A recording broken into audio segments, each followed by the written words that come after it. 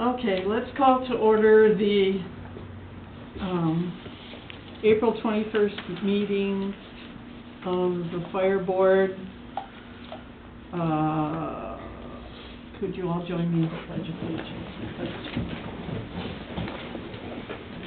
I pledge allegiance to the flag of the United States of America and to the republic for which it stands, one nation, under God, indivisible, with liberty and justice for all. All right. Go use the roll call, please.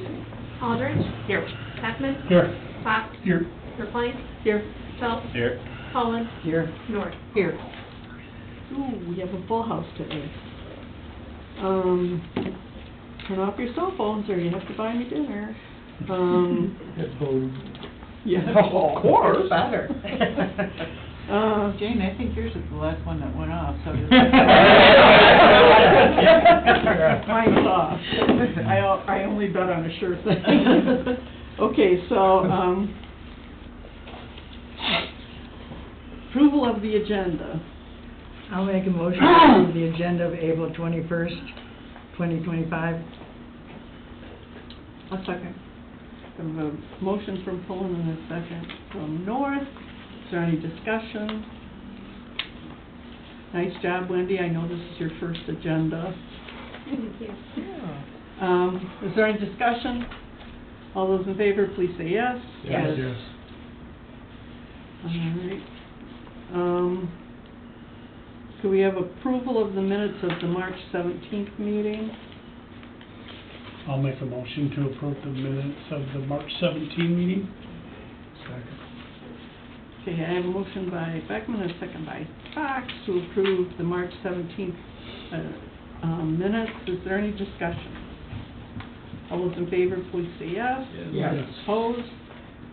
Motion carries unanimously.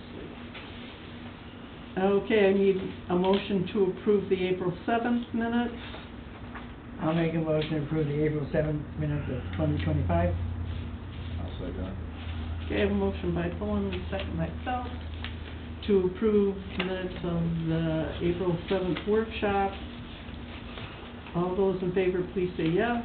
Yes. Opposed? Motion carries unanimously. Moving on to public comment. Chair, do you have anything to say this time? Not a thing. Huh. All right, moving on. We have a budget amendment. Peter? Okay, so, it's on page 7 of 33 of the packet. The first two are Saugatuck Township and Douglas the City. It's just a decrease in the tax revenues. There must have been some values that got changed after the board review. Then all the next five are increases in revenue, increases in fire services, $2,000, increases of inspection and plan review fees of $40,000, an increase in cost recovery by $30,000, an increase in grants and donations by $39,000, and an increase of interest by $30,000. And then all the ones starting with fire chiefs to salary, professional services, all the way to long-term capital are increases in spending that was originally budgeted. And the big one basically is that long-term capital for $230,000, because that's hopefully to pay for the rest of the new truck that's been ordered, and they believe we'll have delivery before July 1st of it. So basically, and then at the bottom it says you got the number in parentheses basically says that's what we're budgeting to go into the fund balance to pay for that truck there. These are just only projections, you know. I think overall we should be in decent shape. Okay, can I have a motion to approve the budget adjustment? I'll make a motion to approve the budget adjustment. I'll support. A motion by Phelps and support by Beckman to approve the budget adjustment. Can we have a roll call vote, please? Phelps. Yes. Beckman. Yes. Aldridge. Yes. Fox. Yes. Verplank. Yes. Cullen. Yes. North. Yes. Okay, moving on, accounts payable. Have a motion, oh, Scott's here to make the motion. Have a motion to approve the accounts payable. I'll make a motion to approve the accounts payable, $161,192.60. I'll support that. Okay, I have motion by Phelps and support by Beckman. I have a question. Is there any discussion? What is Knox something? I saw. Knox boxes? Pardon? The Knox boxes, Yeah, what is 13,000. But So, true, the Knox boxes are, like key vaults for a key box, like realtors had, only they're much more elaborate.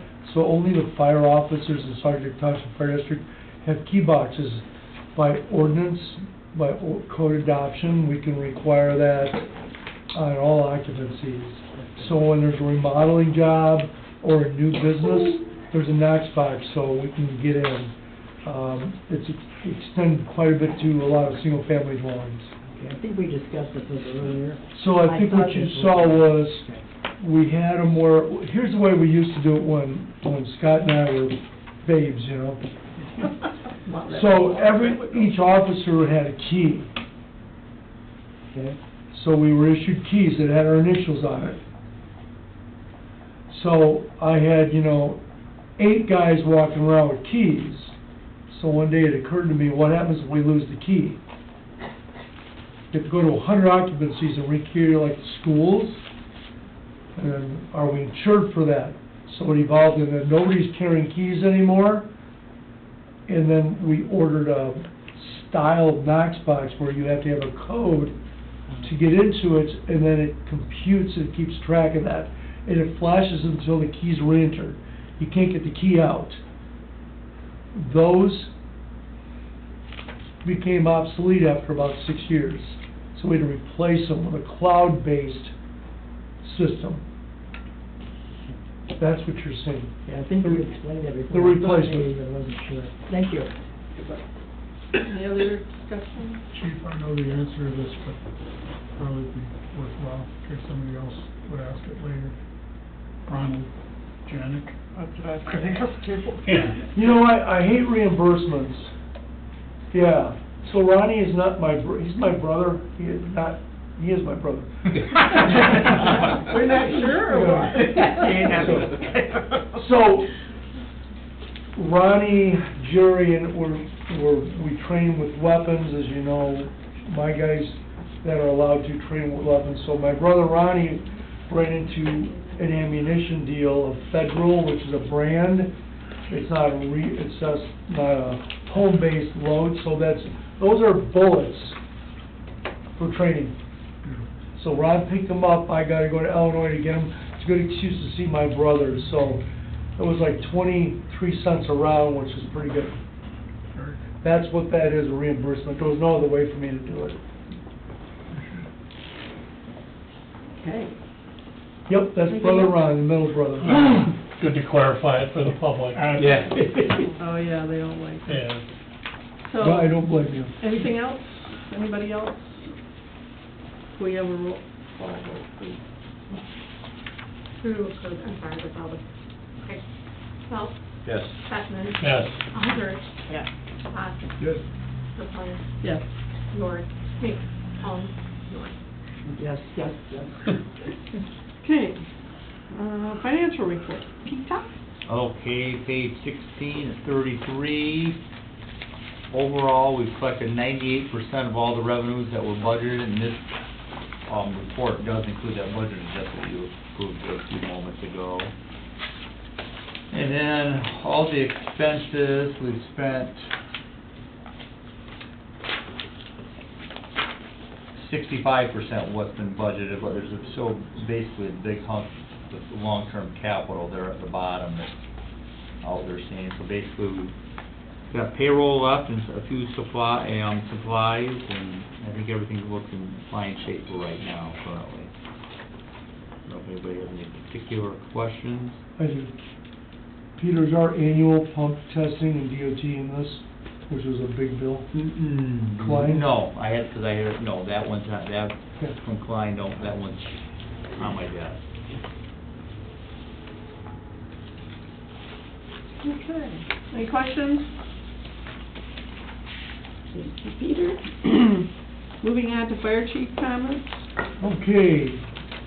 Going into the incident report database, so what would the fire board members like to share, at least in my view? So there was a decrease in calls for March. So, there were 73 calls in March, whereas in 2024, last year, there were 91. So the call volume has slowed over the past 2 months. We are about the same typical level that we're normally at. Last year was a big year. Response times have increased, meaning took us longer to get to some places than typical. It fluctuates all the time. Overlapping calls, we've got a decrease in overlapping calls compared to typical, but we still run, first quarter of this year is still right around 25%, 26% overlapping calls. What's interesting, if you just turn to page 2, I think you guys, we did put the legend on here. I think you like the incident report locations and then the legend that shows it, like a skull and crossbones isn't good type thing. So this provides January to March, year to date, with incident response. If you go to the next page, which would be page 3 of your packet, it's really interesting if you took a line here, a line, I'm going to get up a little bit.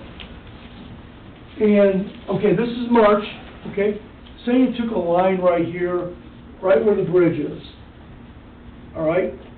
Right where the bridge is. 15 calls up there and 28 calls below it. So it just shows you, as it should be, this is a bigger area down here. But most of the calls, the density is typically in the city area where the people are. But still, when you look at this call volume-wise, where that intersecting line is, you have more calls down in this area because it's a larger area. Just kind of an interesting thing you don't realize until you add up the columns in the database as far as each area, but there's like 6 areas in there.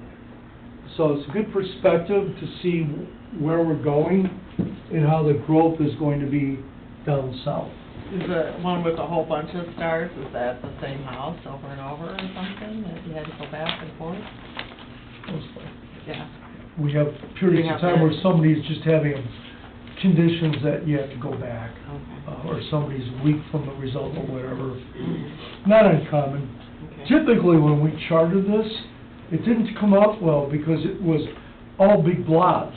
Mm-hmm. You just couldn't tell. This program really provides some really good clarity. So I agree with you guys. I like this. Mm-hmm. So that's all I have to share unless there's any questions on the data.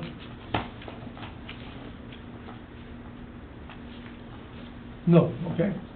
Cost recovery updates, boy, we are really smoking on these, collecting these. I don't know how or why, so I'm thankful for it. Essentially, you got about $8,700 more in revenue collected. I just got another one today, too, for $300 I'll share with you another time. So, we work on this religiously and relentlessly to try to recover the money from the taxpayers. Sometimes it works, sometimes it doesn't. Been lucky lately. Moving on, community risk reduction. Chris, this was a program you implemented. I'd like you to share it with the board. Sure. So we teach bicycle safety at the elementary school every April of every grade level, and I happen to remember seeing a Facebook post about this program a few weeks earlier, but Riding for Ryan. Ryan was a 7-year-old boy who was killed tragically in a bike accident in 2019. His father happened to be a Cascade firefighter, and so they started we actually made a donation back then when it happened, but they started this program to give these bicycle flags to every kid so that way they're more visible and they can be seen coming around parking lots, etc. And so they give them out completely free. So since putting it on Facebook and the website last Tuesday, we've already given about 75 of them out in our community. So that's a good start, and hopefully will help prevent another tragedy from happening here. So just another thing we can help with. Yes, thank you. It's a great program. I had a comment. Funny story about that, my boys both had red flags on their bikes when they were younger. Got to the point where they were like 12, 13, you know, when they start like probably taking off their helmet halfway to where they're going, that type of thing. My younger son kinda has a smart mouth, and he went to some kind of event, and some kid says, "Ha ha, your parents still make you have that on your bike?" And he says, "At least they care about me." Good for him. Good for him. Well, now my grandkids see a flag on my bike and they go, "Gee, Gramps." Oh, I kinda wonder about my scooter, honestly. Can I have one of those? Yeah. Good That's one, great Eric, good program. one. Chris, well done on that, because that one, I didn't even think of at all, so, Me either. way to go. Great. I'm gonna get one for my grandson. There you go.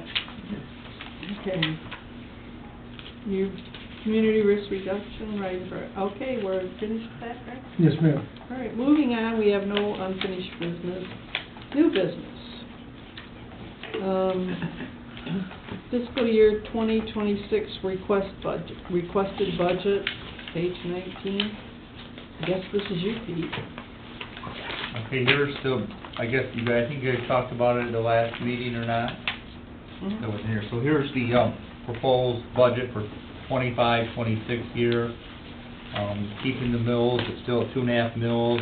We're dealing with a column, page 19 of 33, the far column on the right is the requested budget. You can see the majority of it's all property tax revenue driven, for a total of $2,583,000, which is about $80,000 more than what it was a year ago that was requested. And you basically, property tax value, if there's a spread between the assessed and the tax, between the assessed value and the taxable value, 3.1% is what the state of Michigan says your property taxes are gonna go up this year. If you have 3.1. 3.1, so just a touch over 3%. Unless it was a new ownership or new construction, so you can Yeah. see the value. So it's more than 3% for some of the entities. There's more construction, more new, and more new sales. Peter, are we sandbagging on, What's Finley? How much is Finley? Hadley's 3.12 Is it? this Okay. year, yes. I wasn't sure, thank you. sorry to be interrupted there. Okay. Are we sandbagging on grants and on cost recovery, both of which are like 30,000 plus this year? Well, if you put I in mean, that- I know yeah. I know you don't wanna get too. Grants will be even worse now, but Yeah. we typically put 1,000 in there because we could write 25 grants and get one. I don't know. So we don't wanna, I wouldn't we're very want, conservative. I wouldn't wanna call it sandbag. I just don't want to, you know, we could put it in there at 30, either one of those at $30,000, and we have no recourse if it doesn't happen. That's the problem, to base all your expenses there, so, I mean, you just basically, we made the budget adjustment there, and if you could put it on like a 10-year scale and go back, it's kinda hit and miss. I mean, the last couple of years has been high. It's like interest is up, but who knows?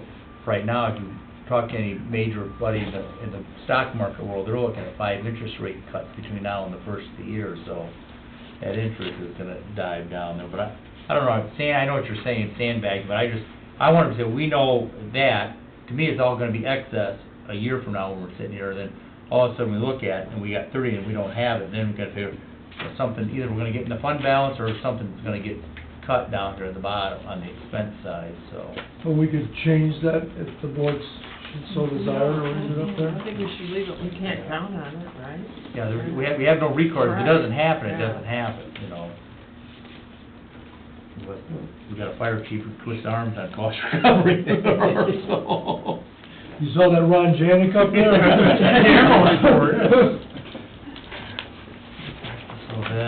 So that's the revenue side, so it's about $80,000 more than it was a year ago. And then the expense side, I mean, you can just go down through there and see, you know, the board salary, now we're meeting twice a month instead of once a month, so that's kind of a jump. And then the rest of these, I think, most everything we've increased about 5%. I mean, the career firefighters is kind of a bigger jump. We put more money in there for another full-time position, so.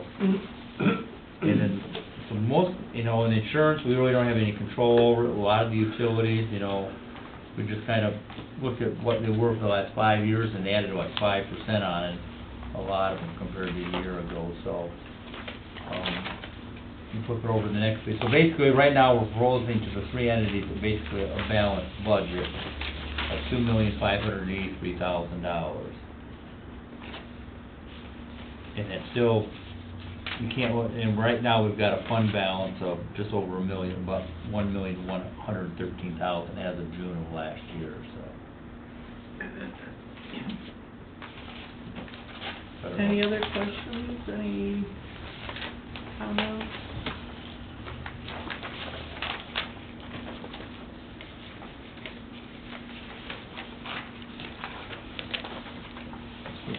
Okay, I'll take a motion.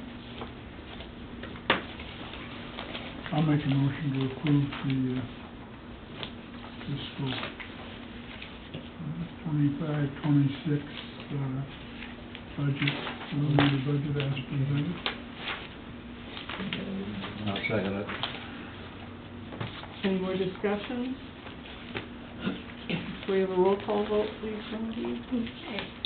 Fox, Yes. Aldrich. Yes. Beckman, Yes. Verplank, Yes. Cullen, Yes. North. Yes, you forgot Phil. You forgot Phil. So. Sure.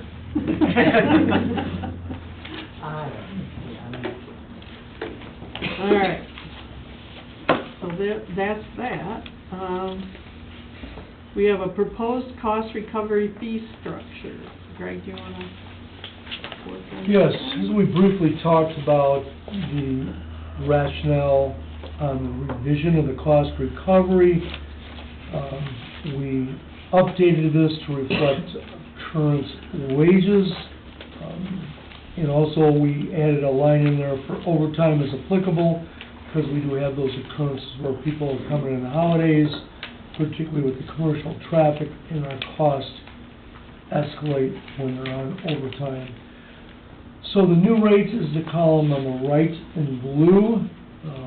We've gone over this and we are comfortable with it. We raised the truck cost.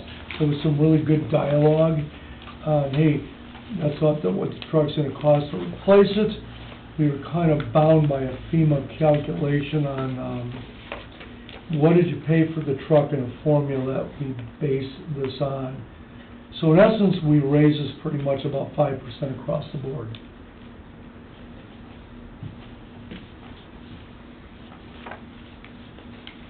So you're comfortable with this? You've gone over this and you're Yes. comfortable with this? Okay. Yes, ma'am.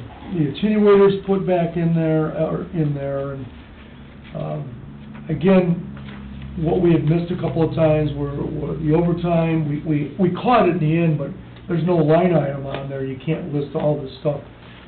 So we changed the title. We just, the call Friday, there were people that were off shift that came in for the structure fire Friday morning at 5 o'clock. And those people that were on overtime, we're gonna go after cost recovery for that fire. All that was calculated, Wendy and I worked on that. No, that's not really true, Wendy worked on it.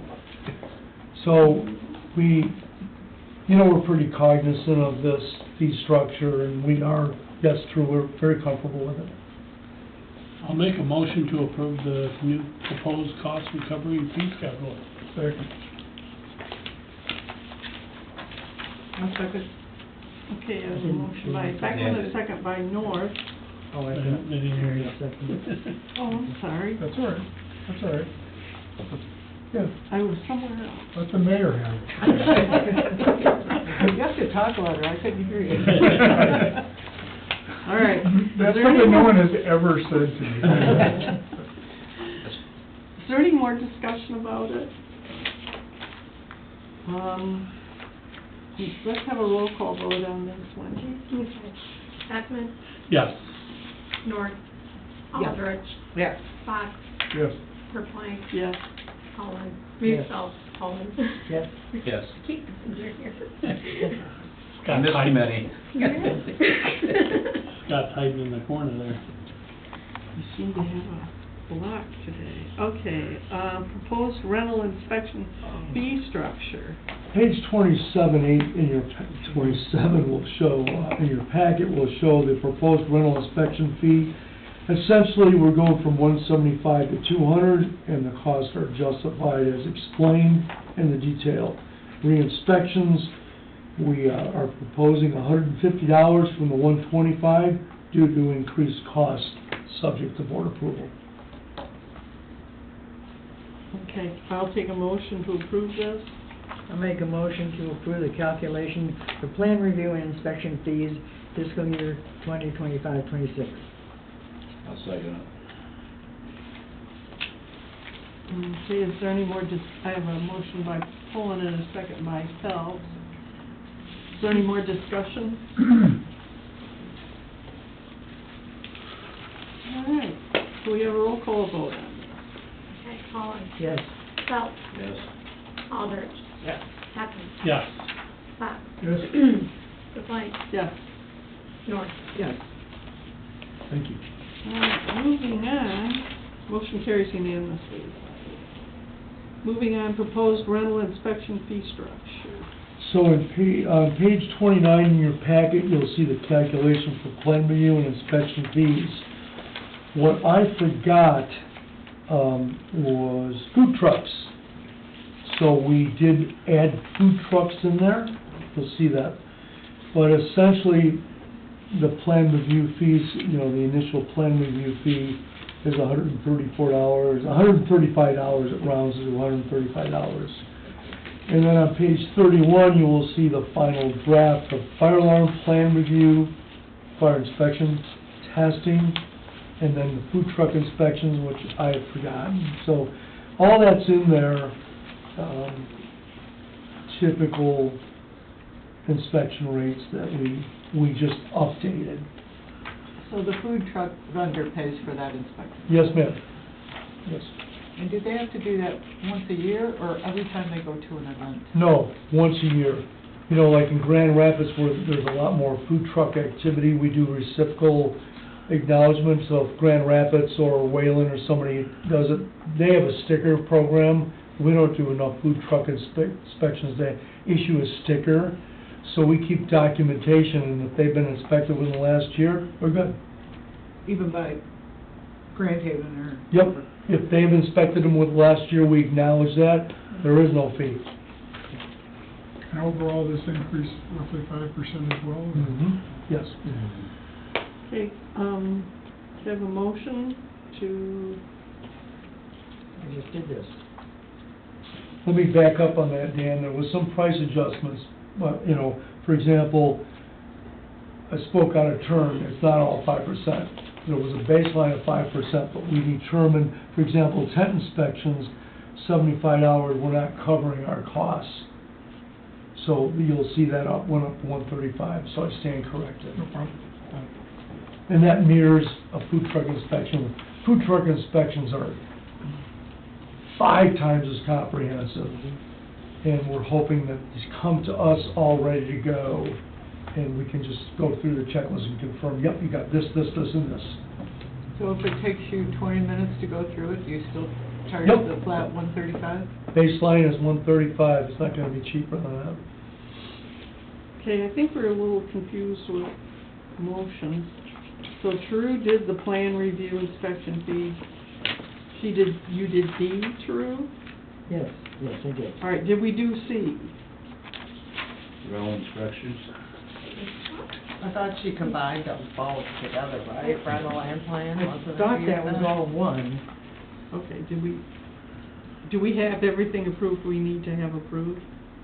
I only heard her make the motion for plan reviews. I think it was while we were discussing rentals, so I think I just assumed that's what she meant. That's what I heard too. Yeah. Okay, so Oh, we're should good. we jump back and make a motion? Yeah, we for assume that- rental inspection? Yes. Yes, let's make a motion to approve the rental inspection fee structure. I'll make a That was- motion I didn't do to that one. I didn't do approve the rental.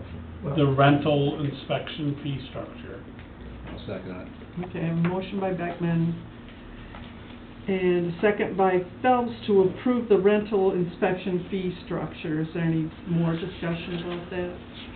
we did. Okay, will you do a roll call vote? Beckman? Yes.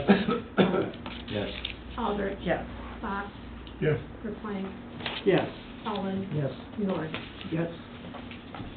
All right, moving on to item E, schedule a budget public hearing with Saugatuck City, Saugatuck Township, and the village of the city of Douglas.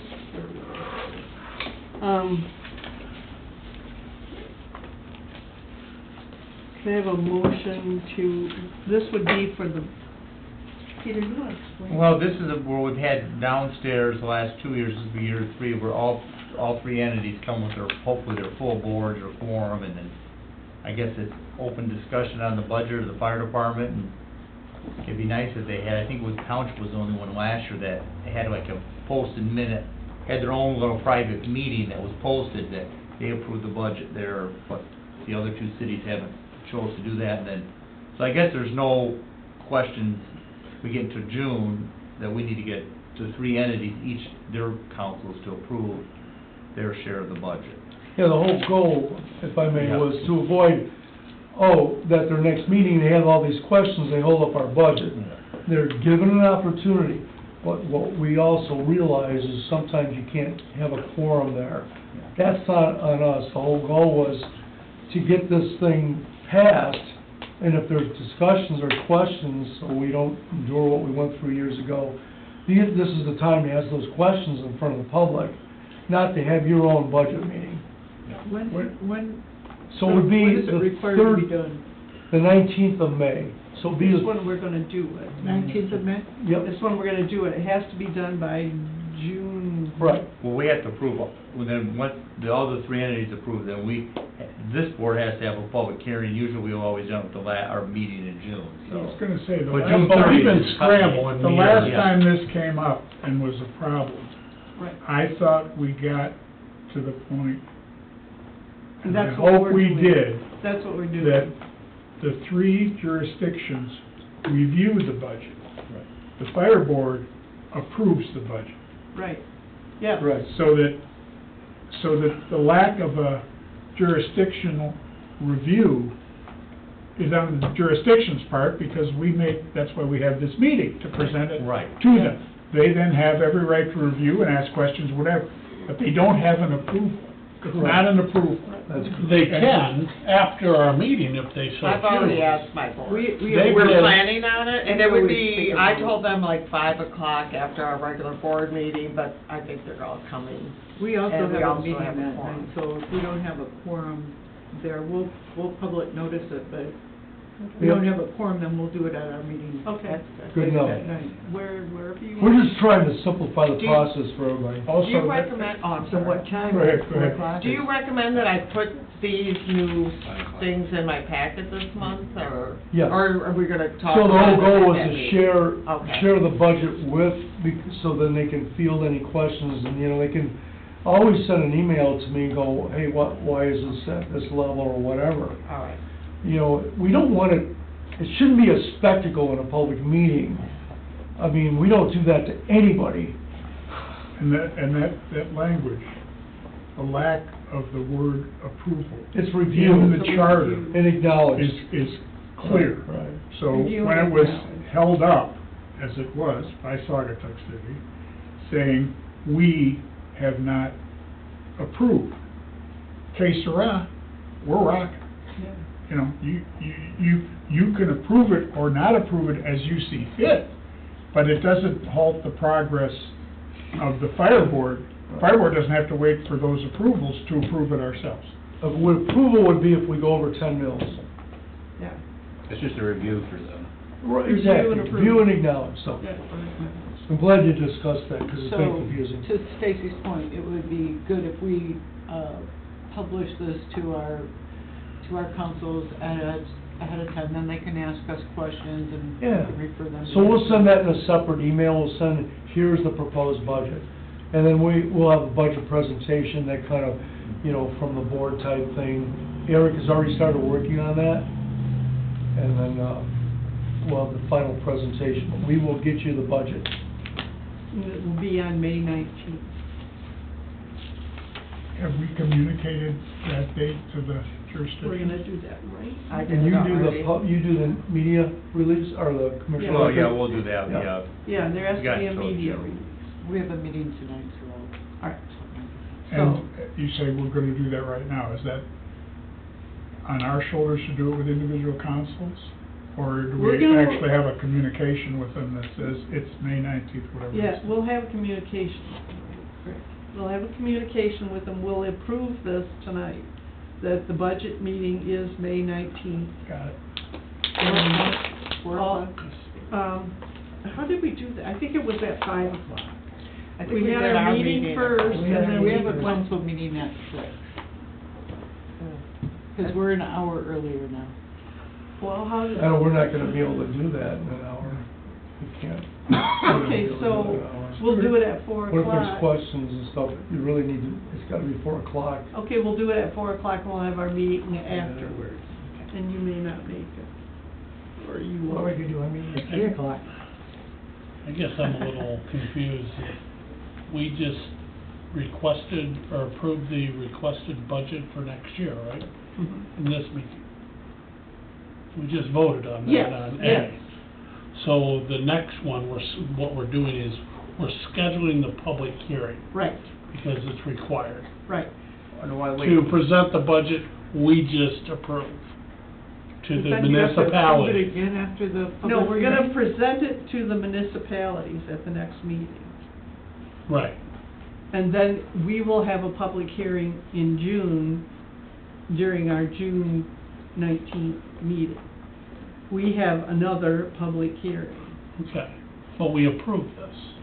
We've Yeah, already approved it. Yeah. that's we what I approved just- it to go to them. If there's changes, we may have to make a few changes and then reapprove it. Right? We have to That's reapprove what I it in understand. June. Yeah, so basically, didn't we just, you guys approved it to set a budget hearing, a budget meeting with the three Yeah. members? We approve it to go forward. Yeah. Yeah. Yeah, But it's not the final budget Correct, approval. correct. That's Right. in June, June, or- that's in June, June, yeah. after a public hearing. after all the municipalities have Yeah. Reviewed approved, it. hopefully. Reviewed it. And Jerry gets his questions at the public hearing. Yeah. Yeah. Okay, I'm just trying to get that. No, Eric, that's Kyle a might good, have some. good question. It's a lot of, A lot of It's approval. a lot of moving parts. All right, so, right now, we are going to set the budget public hearing with the three communities. I'll take a motion to do that for May, is it May 19th? I'll make a motion to. At what time? 4 o'clock? At 4 o'clock. Okay, you need a motion from that? I think Scott. I started it. I lost my train of I'll second thought. Okay, Scott, go ahead. I'll make a motion to approve the May 19th for the meeting with the municipalities. I think we should refer At to 4 that as o'clock. the budget review meeting. Budget The review. budget review meeting at 4 o'clock. Okay, I'll second it. Budget presentation or? What? And then our meetings immediately following, or? You can if you want. No, I mean. Our board- Our board meeting. Yes, our board meeting. But we can have our special meeting Yeah. after, right after, correct? Yes. Okay. This will give Kathy time to do the other meeting if you stick to 4, so I'm, Right, thanks for okay. doing that. Your word is better, Peter, budget presentation meeting. Okay, this is for the budget presentation. You got that, Wendy? Mm-hmm. Okay, All right. question. Okay, we're doing the budget presentation at 4 o'clock, which is usually our normal time for our meeting. Don't we have to post the fact that our meeting is being changed to like 5 o'clock? Yeah, that's just a matter of posting it. Oh, sorry, I didn't know that. We don't have to vote on it, we can just No, post but it has to be posted. Yeah. Okay, all right. Wendy will post that for us. Thank you, Wendy. Okay. Can we have your roll call? Phelps, Yes. Pollock, Yes. Aldrich. Yeah. Beckman, yes. Fox, Yes. Verplank, Yes. North. Yes. Okay, so moving on. That was quick. Do we have, Peter, does that include posting in the paper, do we have The to? posting in the paper is one, the final, Oh, the okay, final one. all right, okay, So we got. all right, so we don't need that yet. No. Okay, I'm sorry. Life EMS ALS service agreement discussion. So, we have a pilot program that was 6 months, that was extended another 6 months, with a caveat from Mark Meyer that we meet, you know, March sometime to discuss support. So we kind of read between the lines, and in other words, we're gonna need some money. So a representative of each municipality, along with Tony Shippa, our liaison, and Chris and I drove into Hudsonville on Friday to meet with Mark Meyer and his Vice President of Operations, and, I don't know John Pinkster's title. So I'll really turn this over to Kathy, Eric, and Dan. They can share the content if you would like. I thought you were doing a good job. Okay. Okay, well, thank you.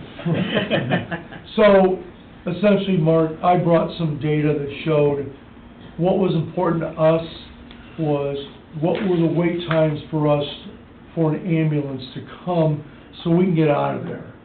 Look, that's pretty critical, because once you have 2 to 3 guys tied up, waiting 30, 40 minutes can be a deal breaker. So I had that all prepared. It's all been tracked. Some areas it's 39% less, 20% less, because they're typically right here from 2 o'clock in the afternoon till 2 o'clock in the morning, 12-hour shift. So then, essentially what Mark presented, and he allows us to call him Mark, encourages that. Mark said, here's the bottom line. There's not enough transport. Even though our call volume is up, there's not enough transport, because a lot of people go, oh yeah, once they see that ambulance and the potential for pain, well, they feel better right away. So that was really the crux, and he said, what can we do to continue this operation from 2 to 2 as is on, say, an annual basis? We don't know when it would kick in. Correct me if I'm wrong. We never discussed that. So here was my surprise. It came in at $28,600. That's what he wanted to maintain the same level of service, 2 to 2. Now, you don't own them, they can go. They can leave. Well, we've never paid before. But there are a couple of things to consider, in my view. Is number one, the presence of having ALS here. It's very hard to measure. And I think also, what I'm not so sure is clearly understood is you've got one rate and you have another rate that are substantially different between ALS providers. No one wants to capitalize on that, but the simple fact is one is less expensive than the other. So in the end, the taxpayers benefit from that because insurance doesn't cover all transport. So he came in with this $28,600 support fee, stipend, service fee, however you want to define that.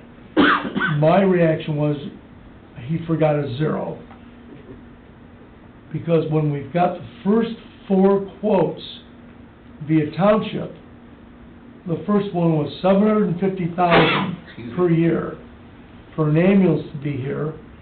We had to house their staff in separate rooms. We don't have that. And their ambulance. Then option number 2 was $550,000, where we provide an EMT, house the ambulance, house the staff, provide an EMT that would leave the area, and we pay the EMT. Then option 3 was like $350,000, and it never made any economic sense. We're in an area that doesn't do enough call volume, but when you need ALS, Advanced Life Support, you need it. That's why in some situations you're better off hiring somebody, and this is one of those situations. If you were going to pay $750,000 to have an ambulance here and only this area, number one, they would not engage. It's kind of like the police, the sheriff department. They're not going to stay here. They are obligated to the rest of the county. So if we have this situation where we have an ambulance here, if you're gonna pay $750,000, you'd be better off hiring 6 full-time paramedics that were firefighters. You're not there yet, we don't have the call volume, it would be unwise to even consider doing that. So what can you do to keep those people here? They want $28,600. Conceivably, though, if you wanna throw me out of the room, you can. Conceivably, how would we approach that? Considering we need to expand this building, that's no secret amongst us, okay? You're looking at $2 million or more. We have to go to the municipalities, go to the taxpayers for a millage increase via the taxpayers. So we have to get mills, more money to get the bond, to pay the bond off, pay the loan off. Well, you really don't want to have an EMS millage in there, and you really don't want to have a building construction project in there, because there's only so much pieces of the pie. So my recommendation is, one way to fund this would be, you could consider, since we already got money from people, could we absorb the cost of $28,600 and pay it out of our EMS budget? Concerns, setting a precedent, correct? We've never done this before. It would have to be clearly understood that this is a one-time offering only. You know next year it's gonna go up. So that's a simple fact. How much is gonna go up, we don't know. For-profit companies don't have the same values as we do. We can't do a budget knowing what is it gonna go up next year. So my recommendation is, if you consider engaging in this and having continuity, you do a 5-year agreement with a 3 to 5% increase, or you walk away from it. AMR wanted nothing. They wanted nothing. I think AMR is in the same situation Life is. Do they get in a position of overcommitting? Growth is there. You know, you teach people to call 911 for everything to a fault. Fact remains, per our medical control director, the ALS system is taxed. But I do know that at least that presence here, they were willing to do it. And they have fulfilled that obligation. And whether it was AMR or Life, it's worked out great having them there. So I think there's value in that. So to summarize, how could you fund this? You know, what would happen if we go to each city and say, we want money from you to pay for it? You pay for it. Douglas, Township, City, Stacy may say, we already paid for it. We already paid $26,000. Why would we have to pay more? Good point, right? So you look at it and you analyze it and go, okay, you could say, all right, we could agree to do this. That's one funding way to do it. Other than that, you've got to go to the municipalities. But we can fit it in our budget. Yes, no. We could fit in the budget if we do some amendments. But I'll let Peter chime in on this too. So that 28,000, because the township, I think right now is paying about 25 or 26. Correct. Everything South River, so that's on top of that 26,000 they're currently. They have a separate deal. agreement, and this will not negate that agreement. That will not go away. So that's why, you know, we have to have some kind of equity in this. And I thought, since it's enhancing emergency services medically, that you might consider funding it out of that. How could you offset some of those costs? Well, we really try to do a good job with cost recovery. You're going to calculate some money there.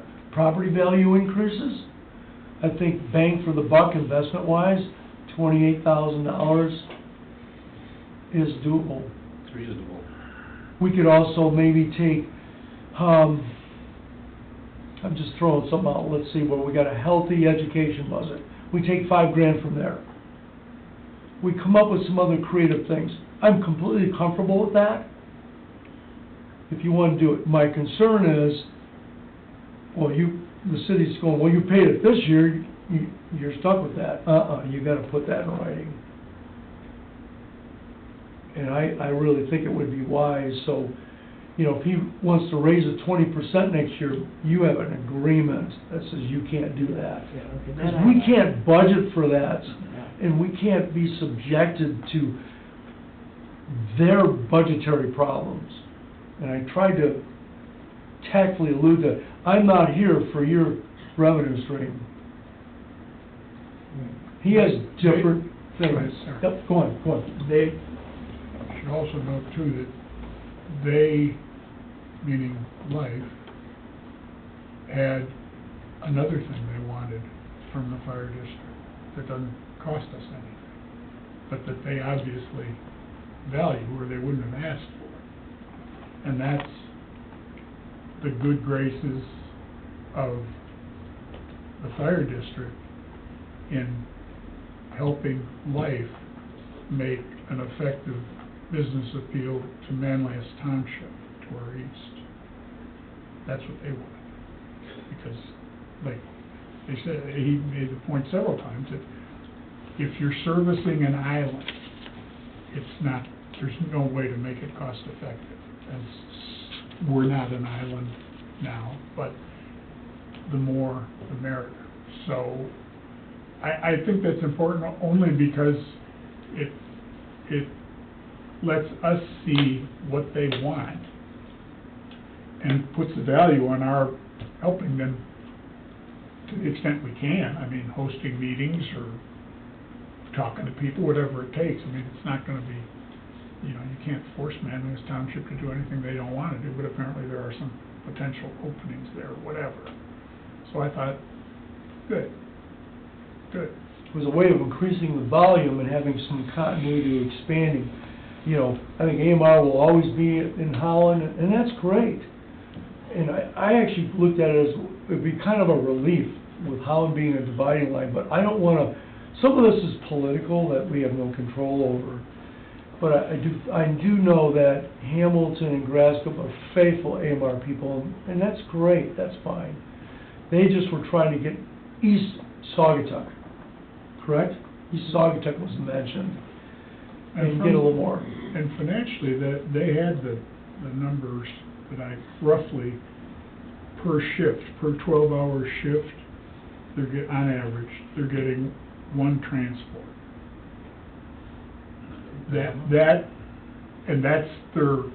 That's a key variable for their revenue, transports, because that's when money comes. And as I recollect, they said that in higher density areas, that number can be 5, 7, 9, 10. Not that they'd expect that here, but that, you know, 3, 4 would not be unreasonable. Well, you can see how far away we are from, if we're at 1, after as much time as we've had in this, on average. That's, from their standpoint, that is not cost effective, so something's gotta give. What was their break point, 4.4? I thought it was 4.4, weren't we .9 on transport? Yeah, Yeah. 0.9 on transport, so we're way under, you know, we're way under that, and that's kind of the issue at hand, right?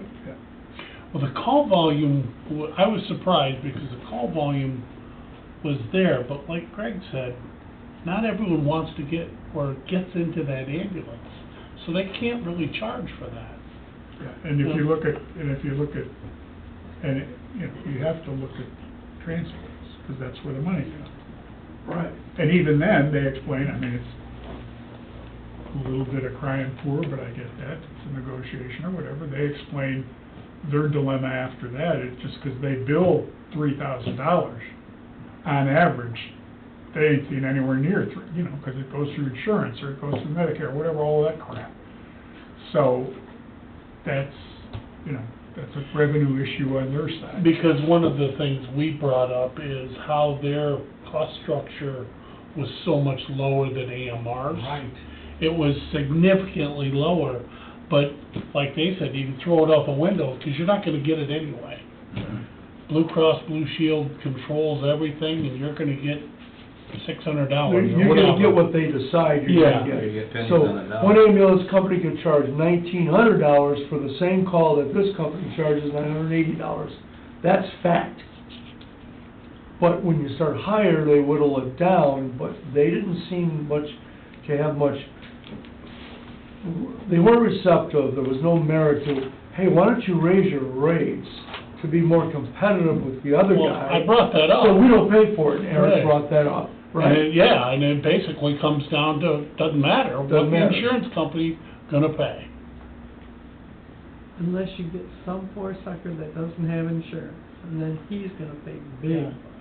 And that's the other side of that is they do their program, their annual, you can buy their, what is it, life support thing? Yeah. $65 life support $65 a thing? year. It covers 90% of your ride to. And the fees, you know, it's some of it, there's a fee, but some of it's à la carte. Oh, you want a Band-Aid? $200, you know, IV. So, I don't, Kathy, We can't afford to transport ALS ourselves, so we don't have a lot of options if we want good service. Like the guys that are sitting out in front, we have to pay to play. If we want crap service from the guys standing behind McDonald's over there and not getting here for 45 minutes while you're dying, then we can go that route too. But I'm in favor of somehow figuring out how to cover this. I like the 3 to 5 year contract. Absolutely. Yeah. Because in 5 years, we may wanna do something altogether different. With caps on increases. Yeah, right. If we can get it. Yeah, yes, I agree. So, you know, I guess that's something you and our attorneys would have to talk about. With like, When do we have to make a decision? he was, we don't know, he wasn't least bit interested in the deadline or anything. He, When does our pilot program end? well, it was, We didn't it was start in at it 6 months, and he gave me another 6 months, he gave me a year. So, with the caveat that we would meet, and even that was delayed because I couldn't do it in March. So, really, he didn't have any deadlines at all, and I thought maybe, you know, a discussion, and then maybe we could have another discussion, maybe at the workshop, and see what do you want to do? And then we could maybe do a draft proposal and say, what do you think about this? You know, personally, I would go for a 5-year, and then settle on a 3-year, but I think it's important to have etched in there the expectation of something relative to the cost of things, 3 to 5. He may not do that, I don't know. No, you always try. Right. so maybe, I'm just saying this, maybe it's time for Saugatuck and Douglas to start paying something for ambulance service. How long does your contract last with AMR? I don't know. I have to find out. It's life, isn't it? It's Or life. life. It's life now, it's Oh, it's life. life. Yeah. Yeah. Yep, On the north. I believe it's a 5-year contract with increases. It was a 5-year contract. That was something that wasn't discussed because there already is a contract in place for south of Wiley. Right. Right. No. Which will remain. Yeah, but if we would take money out of our budget to cover that, some of those people paying taxes down there would be paying twice. So that goes only against those properties. Is that correct, Chris? Yeah, it's just the one south of the Wiley Road, pretty much is cut off. And that 26,000 is township portion of the total price of that service down there. But I don't know about that. Because it's out of our budget, it's not their budget. And the township had to do what they had to do. You know, you get down to it, a lot of the calls are going where? Down south of Wiley. Sauger City. Oh, yeah. They're the smallest tax contributor. So there really isn't a whole lot of equity on the demands for on services, because all the events and all that goes down there. There's still, even though we have a lot of the calls are down south. When you look at per capita, per person, you're going and servicing Salt Lake City to a great extent. I got a question. We have a line item for medical calls. That's What the one. does that cover? Call the first responder calls for medical. That was the one I thought we could alter. That one would only make sense, because then you could control Correct. that it's medical calls. No, Only. correct. That would be my suggestion. Peter, you, Well, that line item at the top, that medical, that's wages, basically. There's one farther down there at the bottom that's medical supply. That's all the Band-Aids, gauze. right, but it's the wages Yeah, that we would take it yeah, out. we can make another count. Or we just figure out, I would think it's probably too big of a discussion to have with the township and just make one contract with it and levy whatever tenth of a mil. The township's already paying $26,000. Everybody's paying that as a special assessment. I thought it was south of the river, so all the way to 60th Street. How was that engineered and decided upon that was the township's direct responsibility rather than having it come I through? think it's been around for a long time, then it disappeared a few years, and there was a lot of pushback. Well, it was and then- established before I got here, and what it was is to cover an area down, it was a consortium. And they had this, And that was an area that AMR did not cover? Is that no, correct? they did, they were the original ones to do it for a long time. Yeah, AMR had the consortium. And for some reason, because here was the big beef, and here's why they dropped it. There was an interruption in Right, service. yeah. Here was why. Bill Wester, supervisor at the time, and the pulse of township, justifiable was, why should we pay a fee when that ambulance is going through township to get to Douglas Cove? That's why that ended. Because all the calls were going to a nursing home. And he says, why are you charging the township when you gotta go through the township to get to Douglas? That was the big fight. And what they did is, and once that contract was eliminated, when it came time to reinstate it, which some of us worked pretty hard at doing, it went up. And when we had AMR there, and Mark Meyer there, and I was there, it was like, okay, now what?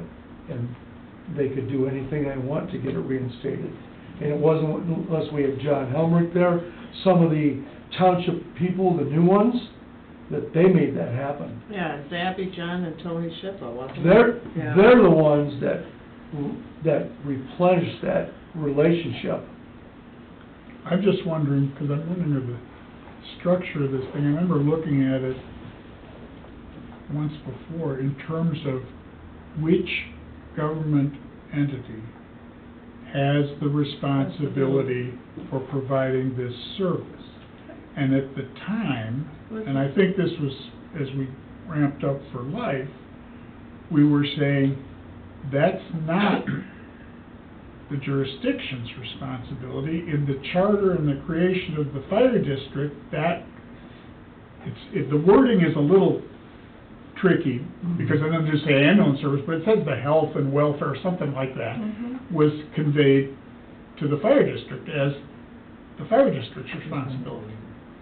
So that's why I asked the question, how did this thing come about? Because it's counter to that understanding, that there's some portion out there that one of the jurisdictions is carved out and has got a separate deal and separate costs and whatever, when you could make the argument that should be here, you know, that money. And maybe it could be in the future. And, well, and, you know, maybe that's, you know, again, if you got to a point where you wanted, I'm speaking out of both sides of my mouth, because I really don't want to do... You're a politician. I don't want to do a millage on this, partly because from life's perspective, if they smell millage, it's Katie bar the frickin' door. It's like, hey, you know, the golden goose just landed and the eggs are right there to get.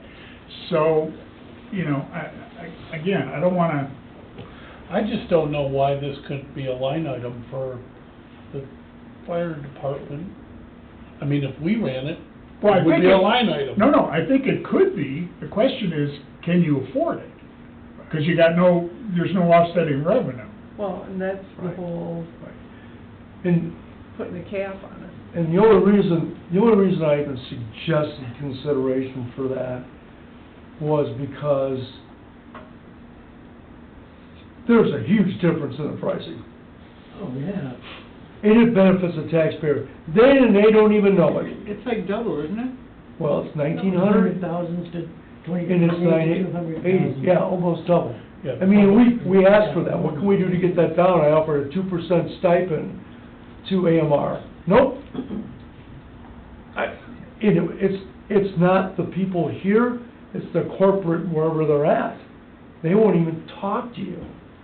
And that's why we're in the situation as it is. So would it be good to workshop an agreement and then present it to Mark and see if that's something that he would even entertain? I think we should test the waters. I think we should just create a draft on what talking points you would like presented, and whoever you want to present that, be happy to. If he's Now- not a big yank about it, that's be the way to do about it. What if we tried in that process to take over the South?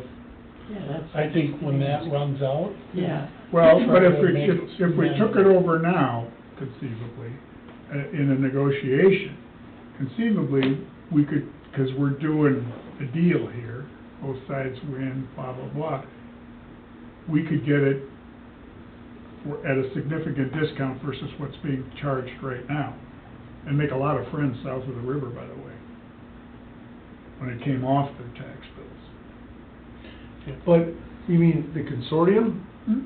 So here's what you risk. Well, I don't mean the rest of the, I Well- mean just the township Well, portion. that's what all the other cities got mad at us for. When Saugatuck bailed on their portion of 22,000 at that time, there was animosity towards the township and us, and we had nothing to do with it. That was them. Wait a minute, I don't understand. So, when Saugatuck Township said we're not be participating, that hurt the other ones. They had to compensate, because if you absorb that, you're gonna be going down to Lee. No. Oh, okay, okay. No, I just want Saugatuck Township relief from their portion of it.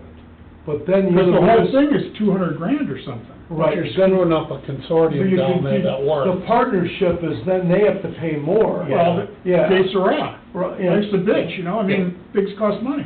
I don't know, but. But it could be reduced because we're taking the Saugatuck Township part of it out of that consortium and putting it in our basket. Right. Correct. So that would, Mark's just looking at dollars.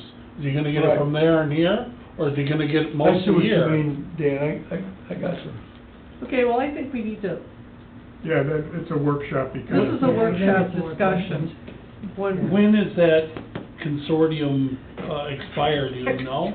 Yeah, I don't know. I just got there. I don't know, yeah, like I You don't said, have it to was be- Abby Johnson. Well, I called Daniel about We the. can find out, you know. I called him about the pricing, but I didn't, because, you know, I was involved in it at the time, but, you know, once we got over the hurdles and all that, it was just I think it's a 5-year contract, and I think there's 3 years more left on it, but I don't know. So I can We should find out So, pretty quick. so let's coincide our agreement with Life for the remainder, same length as theirs, and then at that time, the year before, we start playing the game with the other township. So I think this is gonna take a longer Oh, yeah. discussion than we have for today, so let's move this to a workshop discussion. I think we Right. have a good That's a basis to do that. Great idea. Yeah, And definitely. then, we'll move on to the gas interruption post-incident debriefing. So this was the only redeeming thing about this, other than the fact that nobody got blown up, and that almost happened at the nursing home. But, they were close. So, what you see right here is we did a pancake breakfast in the morning, Sunday morning. What was really shocking is you look right there behind the dog, there's Stacy So she was there at 6:30 in the morning, I don't think she's ever been there that early, so this. And a freezing cold shower, too. And this memorializes the fact that Stacy was there before 9 or 10 o'clock. Yes, there you go. So, What's the timestamp on that picture? So, kind of, anyway, you know, it I have a was, smile on my face, too. you know, it was 4 meetings, sometimes 5 a day. It was really huge, because some of us sit on emergency management, and when you have emergency management contact you at 4:30 in the afternoon and say, I need a large-scale facility with electric heat. Electric heat. So I was tasked with that. So I went home at like 6:37, and I walked downstairs, and, you know, we live in the basement now, in a cave, and Vicky's got the gas fireplace on. I'm trying to think, where am I gonna find an area of refuge for 1,000 people with electric heat? It doesn't exist, but all right. And I'm down there, and Vicky's got the gas fireplace on. I go, that's it. Semco Gas. We need to be on Semco Gas. That's how I found out from anything from North Street and 134th, that way is all Semco Gas. Thus, you have to find areas large like Spectators. What else? Lake Town Golf and Conference Center, Third Coast. That was the congregate facility. Or even, Old Red Barn. Where were you there? Weren't you That in was Denville? This was Fenville. Fenville. This was Denville. Yeah, but there was no And gas, too. there was no gas all the way up here. Yeah. I think Stacy Yeah, got the yeah. autograph for the Brooks and Dunn guy next. So, let's share a quick, so Wendy had no heat, she lived in Douglas, she had no hot water, nothing. You know, Wendy's a rather clean person, okay? So, you know, and we didn't have it, people were living here, they had no water to bathe, so, you know, like 4 days, and she says, you know what I just found out? And I'm exaggerating, okay? This is my story. She says, Jerry just realized we had an electric water heater all this time. Taking freezing cold showers this whole time. Oh, you know, I know Not this cooking, stuff. So that one's gonna be good for the annual dinner, so. While we laugh. Okay, well, I want you to know I bathed out of a 10-cup coffee pot, and it wasn't pretty, so you But, do have to learn yeah. how to clamp, I guess. But we served a lot of pancakes, and let me tell you that Fenville's Kitchen is about on par with ours. And I think we fed 250 people. Yeah, there's a lot. Dan plated food, and Stacy plated food, and Chris cooked the eggs, and Wendy and I served the pancakes and sausage, and They had electric over there for that stuff? Everybody had Yeah, electric, it was all they electric. didn't have They gas. didn't have gas, so. what- They were already turned on at that point, right? they had all their flat top, they did not have gas. They didn't have gas? They had everything electric, and they had, everything was on circuits, so they had extension cords going all over the place, so. Oh, boy. Oh, my God. So that's what I had to share about that. Okay, Then- missing A bunch of person. black stones. So can you show this, can you enlarge that at all? Yep, I'm gonna work on it. So, this was a very difficult call, it's important to share this with you. So this is on Riverside Road. You know where all the mobile homes are on the river and that type of area along the river?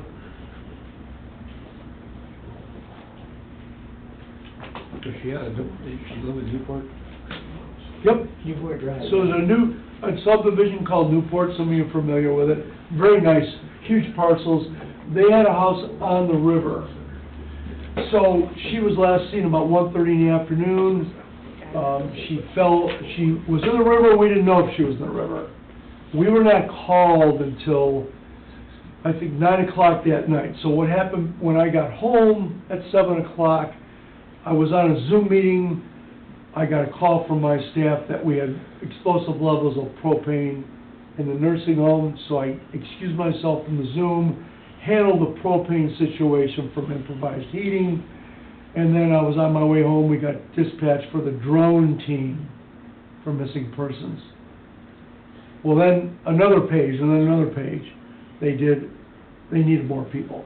So I turned around and I went to handle one call. One of my officers got there first, so I went to the drone setup. So there was Alton County Marine Patrol there, DNR had a boat there, Hamilton Fire had a boat, Saugatuck had a boat, and we had the 3-area drone team looking up here. We even brought in a helicopter from MSP to try to find her. So I had 3 people in the water for about 2.5 hours. They were in cold water suits. Temperature of the water was 47 degrees. Ambient air was 36 degrees.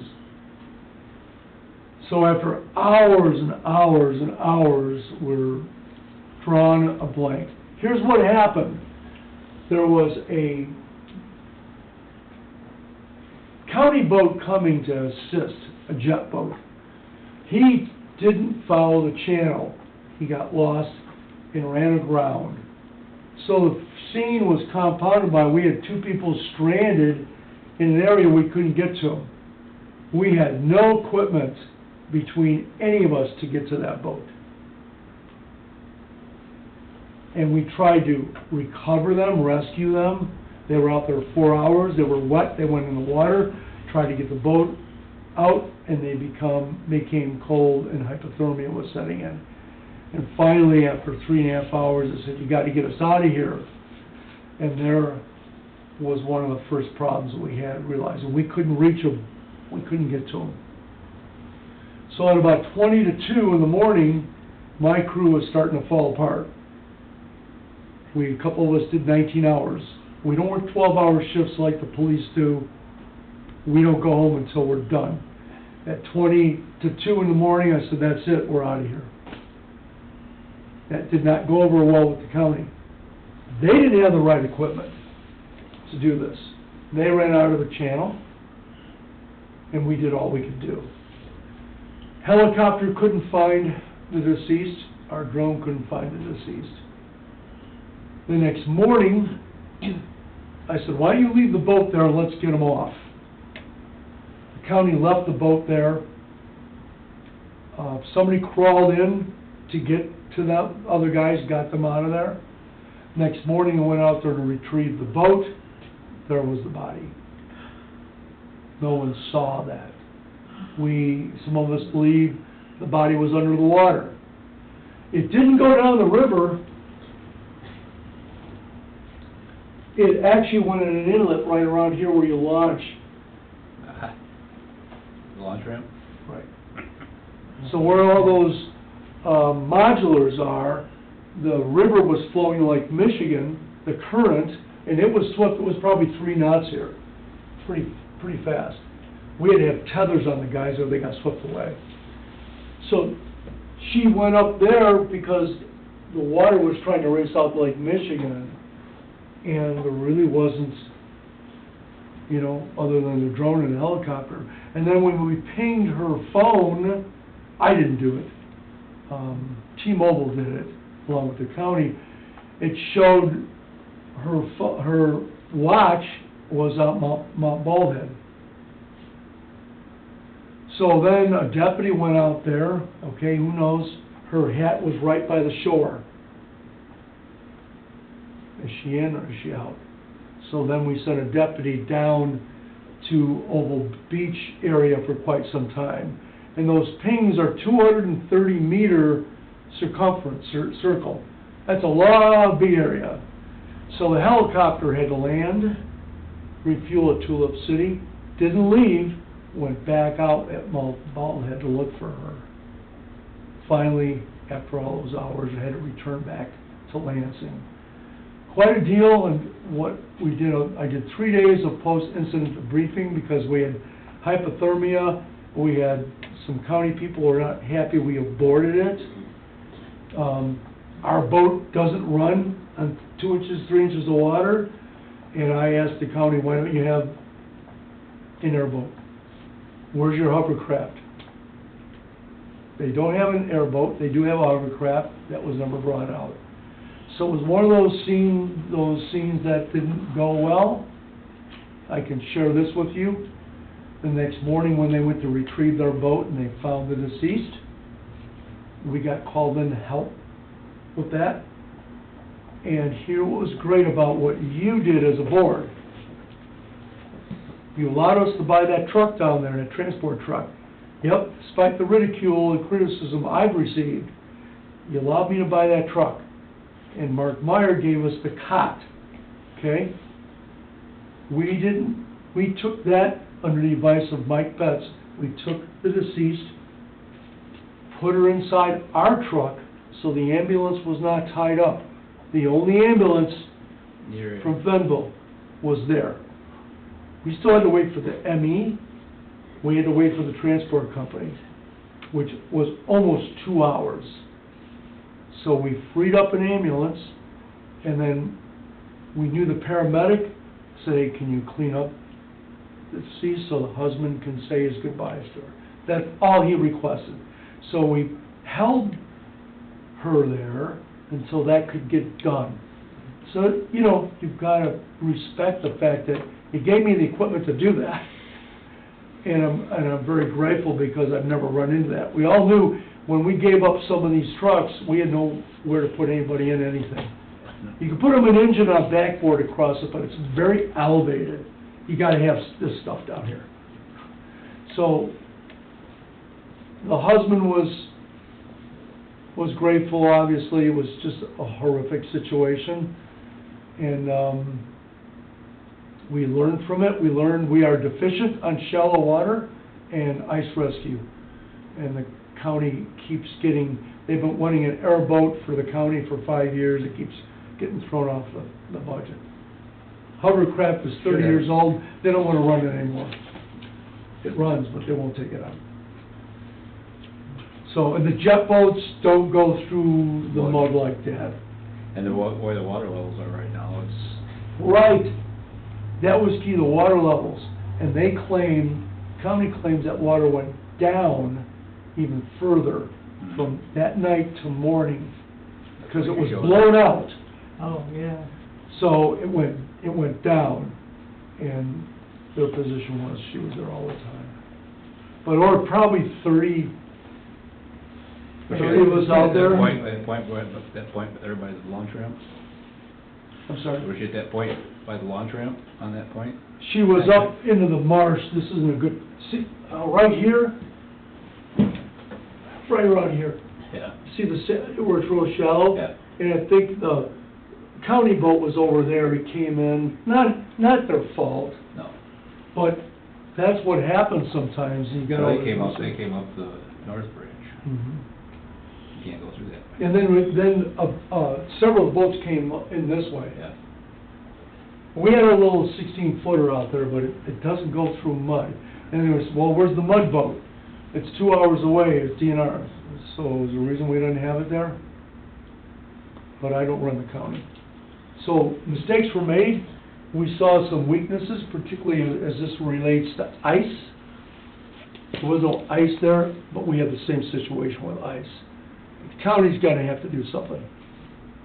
But even Can't leave it all all that, to you us. couldn't have saved her. No. She was No. already... No, it was a recovery. It wasn't a rescue, it was a recovery. Still, nonetheless, we can't leave somebody out there. Oh, you no, know, I understand that. So, but what, I had Hamilton out there, I couldn't get any more people to respond. I had everybody I could respond from site of fire. And we just exhausted our resources. We were out way too long, some of us. And what we had to do was just say, okay, that's it. I got to get my people and get them warm. And that's what we did. Wendy was out there, and it was just a long night. Sure. Okay, Okay? thank you, Gary. Okay, moving on, we have no correspondence. Is there any public comment? Chair, Kyle, nobody? Okay, fire board comments, Stacy, Eric? I really hope we can somehow find a way to work with life and move forward I with think we another can. quality company, and we can talk to the CEO, and I appreciate that. Dan? That workshop meeting will probably be longer than normal if we talk facilities there as well. Yes. That's the event. But that's the plan. I thing. Mhm. Yeah, we need to get moving on that one again. Yes. I'm good. When is, what, 2 weeks from tonight is the workshop meeting? Yes. Okay, thank you. Happy? All right. I will take a motion to adjourn. I'll make a motion to adjourn. Second. We're out of here. Thank you, Ford.